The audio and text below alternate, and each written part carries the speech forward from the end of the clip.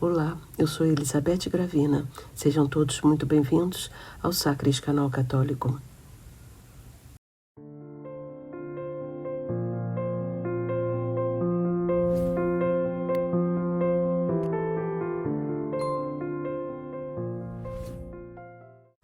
A Batalha de Lepanto e o Santo Rosário.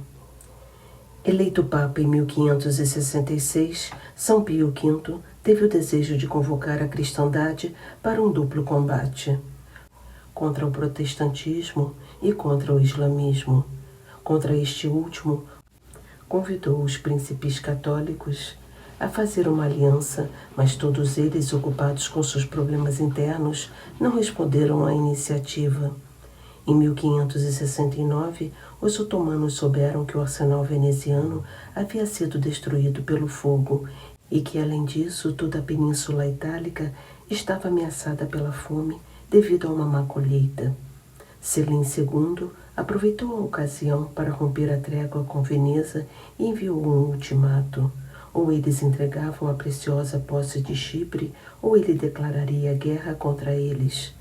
Veneza pediu auxílio, mas não queria fazer aliança com a Espanha, nem a Espanha com Veneza, pois esta havia feito aliança com os turcos várias vezes. São Pio V interveio exortando a Espanha a enviar uma armada para proteger Malta e para garantir a rota que levaria auxílio até a ilha de Chipre. Felipe II aceitou e enviou seus embaixadores, diante dos quais Sua Santidade nomeou Marco Antônio Colonna, bem visto por Felipe II e por Veneza, como chefe da Armada Pontifícia. Sob o comando e mediação do soberano pontífice, tiveram início as negociações entre Veneza e a Espanha, mas a desconfiança mútua e os interesses de ambas as partes influenciaram na demora dos acordos. São Pio V mediou as discussões com diplomacia e paciência heróica e sugeriu Dom João da Áustria, irmão bastardo de Felipe II, um jovem de 24 anos, como generalíssimo dos exércitos cristãos. Durante as negociações, uma peste dizimou a esquadra veneziana e os turcos conquistaram a ilha de Chipre após 48 dias de resistência heróica. A perda de Chipre desanimou toda a cristandade. São Pio V culpou os príncipes católicos por aquela perda, declarando que deveriam mudar suas atitudes antes que fosse tarde demais e que só expiariam suas culpas se resolvessem se unir em defesa da cristandade. Em março de 1571, chegaram a Roma as respostas afirmativas do rei da Espanha e do doge de Veneza. Superadas as divergências, formou-se uma aliança entre ambas as potências, com caráter defensivo e ofensivo, para agir contra o sultão e seus estados tributários, Argel, Tunísia e Trípoli.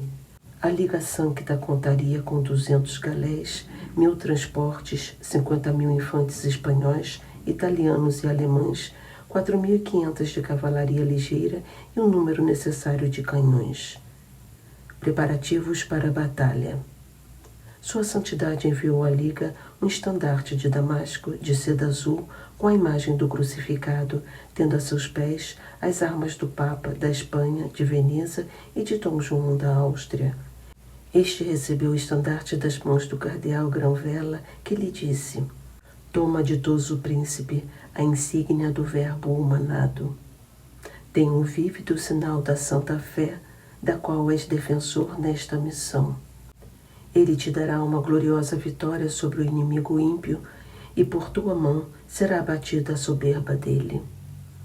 Preocupado com as notícias do avanço turco, São Pio V enviou uma carta a Dom João, exortando-o a zarpar o mais depressa possível para Messina, prometendo-lhe pouco depois, através de seu núncio Descalte, a vitória acima de todos os cálculos humanos.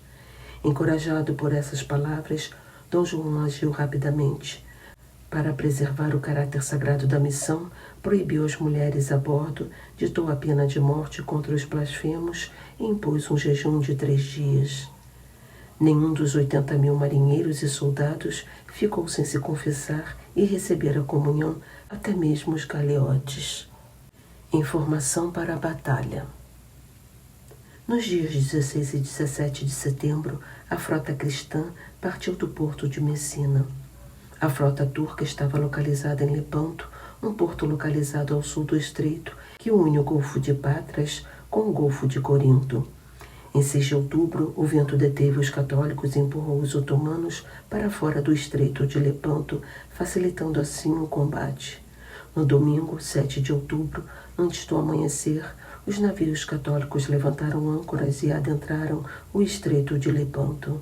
Um canhão ordenou o início da batalha e o estandarte da Liga foi hasteado no principal mastro da nau Capitânia. Dom João da Áustria exclamou: "Aqui venceremos ou morreremos."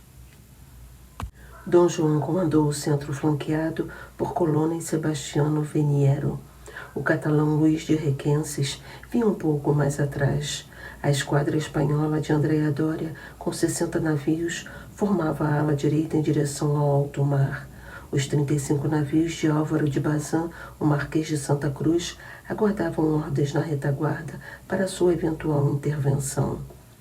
Ali Pachá, o almirante otomano, também dispôs sua frota para o combate. O generalíssimo turco parecia querer atacar pelo centro e, ao mesmo tempo, envolver os cristãos, aproveitando-se de sua superioridade numérica de 286 navios contra 208. O vento soprava do leste favorável aos infiéis, enquanto os católicos se aproximavam do inimigo pela força dos remos. Quando as esquadras estavam à vista, o vento diminuiu. Na esquadra católica, Andrea Doria propôs um conselho de guerra para discutir se convinha ou não combater um inimigo numericamente superior. Mas Dom João da Áustria contestou: "Não é hora de falar, mas de lutar." Andrea Doria aconselhou então a cortar os enormes esporões das galés católicas para ter uma linha de fogo mais poderosa.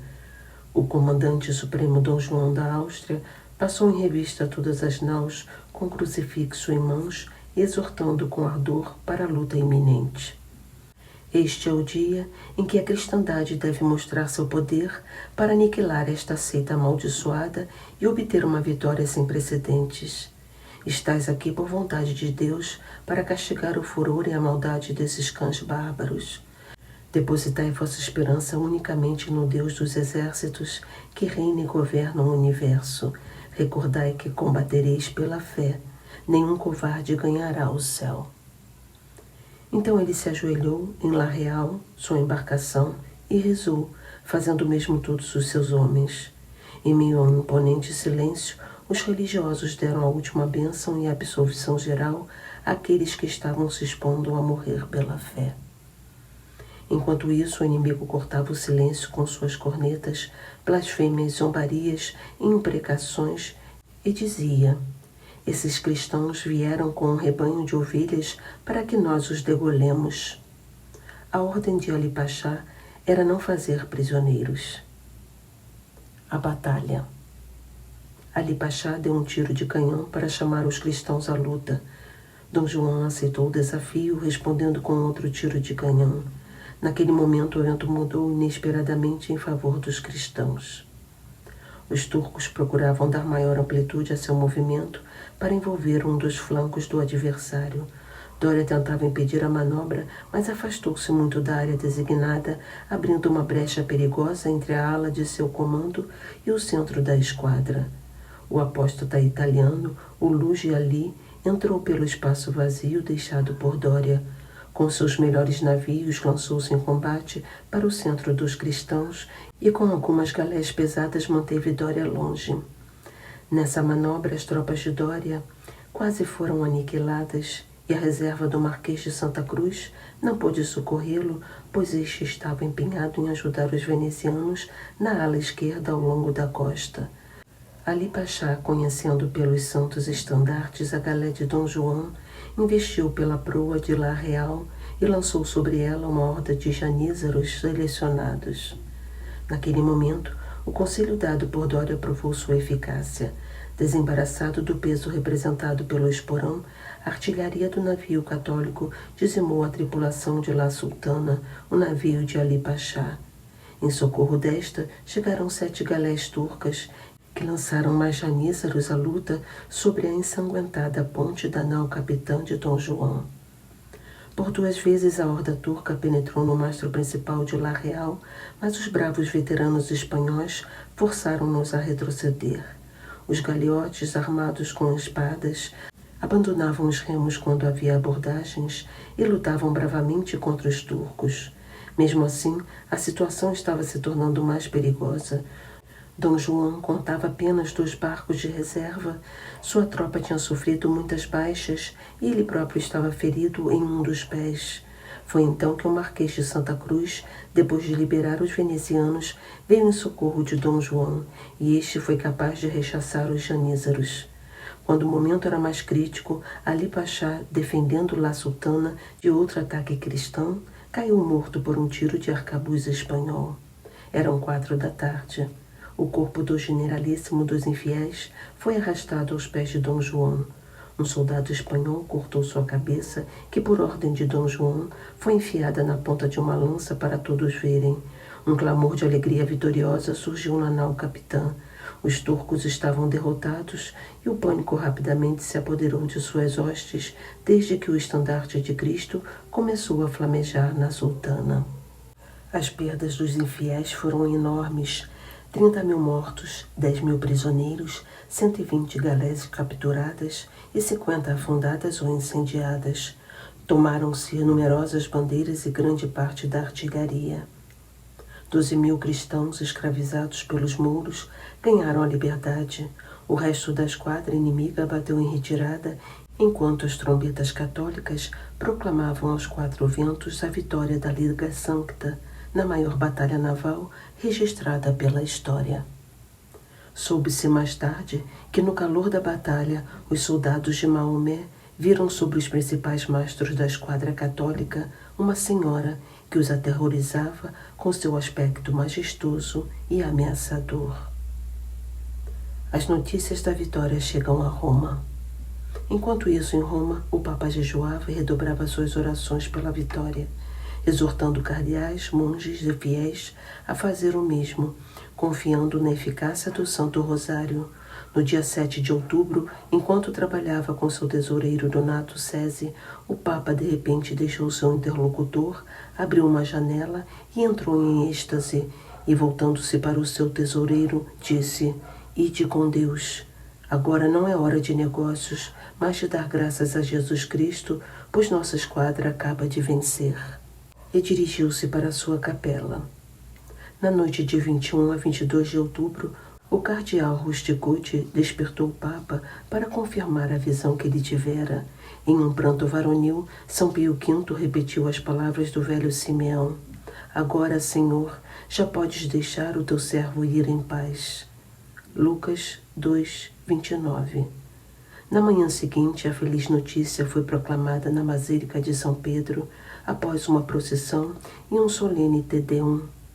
Desde então, o dia 7 de outubro foi consagrado a Nossa Senhora das Vitórias e mais tarde ao Santo Rosário, e a invocação Auxilium Christianorum, auxílio dos cristãos, foi adicionada à ladainha lauretana. O Senado veneziano, agradecido, fez pintar um quadro retratando a batalha com a inscrição: "Nem as tropas, nem as armas, nem os comandantes, mas a Virgem Maria do Rosário foi quem nos deu a vitória." Gênova e outras cidades mandaram pintar a imagem da Virgem do Rosário em suas portas. Em toda parte, na Espanha e na Itália, foram erigidas capelas em homenagem a Nossa Senhora das Vitórias.